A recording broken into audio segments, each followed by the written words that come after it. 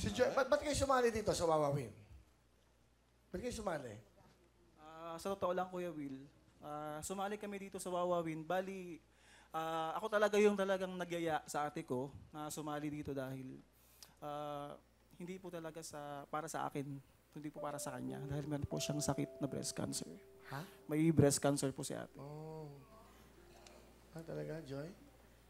Nagpaggamot ka na ba? 2013 po natanggal na po yung left. Then, after po noon, sinabi po ng doktor na okay naman na daw po. Then, bumabalik po siya. Meron naman pong tumutubong panibagong bukol, Sir Will. We're talking about they joined here because Isan told us because of his sister. Because she's suffering from a breast cancer right now. That's why they joined here. They need the money. Yes. Pero Will, tuloy pa rin po ang buhay. That's right. Hindi, Yeah. nakakwento ko para maintindihan Yes, nila opo. na para alam nila ano yung show na to. So, are you okay? Okay ka ba? Okay naman po ako. Nagpapagamot ka ba? Hindi po. Gawa po kasi ng marami pong gigs. Minsan So, talagang kailangan ng pera. kinakailangan po talaga. Kailangan po Pampagamot. talaga. Pero alam mo, Ate Joy, ano lang yan? Cancer lang yan, tao tayo. Binigyan tayo ni God ng will para lumaban. Diba? Kaya natin yan.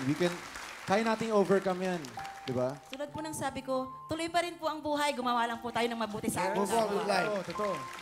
Gusto ko yung ganito yung sobrang positive na despite na may karamdaman. She's ka. suffering. Yeah, oo. Okay So, lang, positive tama ka pa yun. din. Nakakatuwa yan. Inspirasyon ka, ate.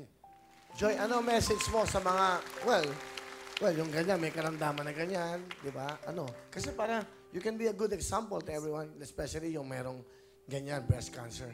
Okay, ang maisi-share ko lang po, hindi po hadlang ang sakit. Kung meron po tayong pangarap sa buhay, ituloy lang po natin. At yun lang po. Maraming salamat. Okay, she's right. Go with the life, ah? And good luck and God bless, all right? Thank you, Will. Palapakan niyo po si Joy at si Isa.